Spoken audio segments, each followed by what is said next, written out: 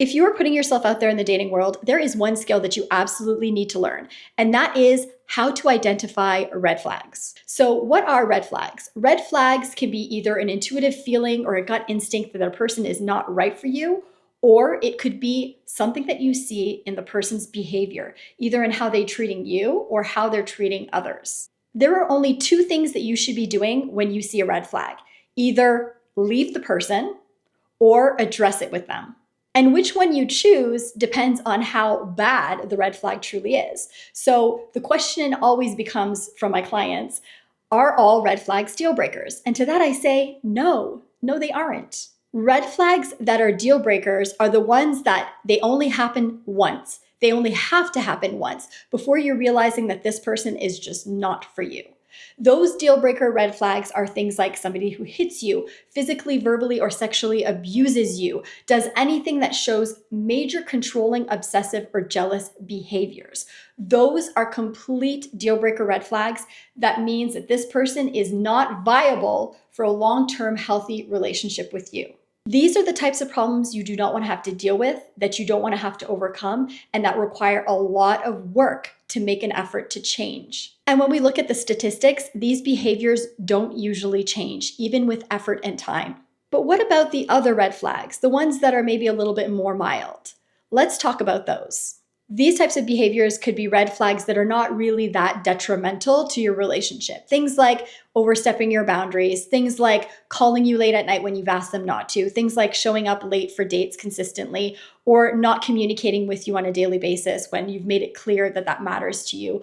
All of these things can be red flags because it shows that the person is not considering your feelings when it comes to their behavior. In these situations, you can address the behavior with the person to see how they react and to see if they will make an effort in changing those behaviors in order to have a relationship with you or to continue having a relationship with you. We can also get a good sense of how ingrained this behavior is based on the number of times it's happened. So a behavior that happens once is often a fluke or could be an accident. A behavior that happens a couple times could be coincidental. 3 or more times is a definite behavioral pattern that needs to be addressed. So how do we address it with the person? Well, you sit them down and you tell them, hey, I noticed this and I don't like it. It's not something that I want to see in a long-term relationship. And even though I want to continue to be in this relationship with you, things need to change in order for us to stay together. And then you wait and you see how they respond. Do they dismiss your concerns? Do they actively apologize and make a change? Do they make efforts to make changes? The whole point is to discuss what's bothering you and to see how they deal with your displeasure. In this way, you're also establishing your standards and you're communicating your boundaries with somebody. And you're also indicating to the person that you respect yourself and them by having the courage to discuss it with them and to address the problems with them so you can resolve it together. And then if we see that the pattern continues despite his efforts or that it worsens, then it's clear to us what we must do, that we must walk away at that point.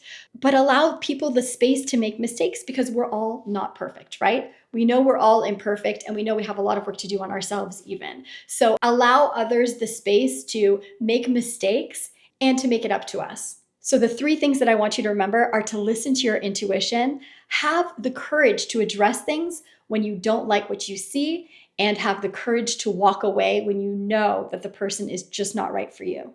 Because you know you deserve a relationship where you feel loved, respected, and valued. If you found this video helpful, give me a thumbs up. And don't forget to hit that subscribe because my next video is going to be a breakdown of the 11 red flags or signs of a narcissist. And these are going to help you to identify them while you're dating right away so you can avoid these men altogether. Until next time, keep your standards high and your heart open. See you in the next one.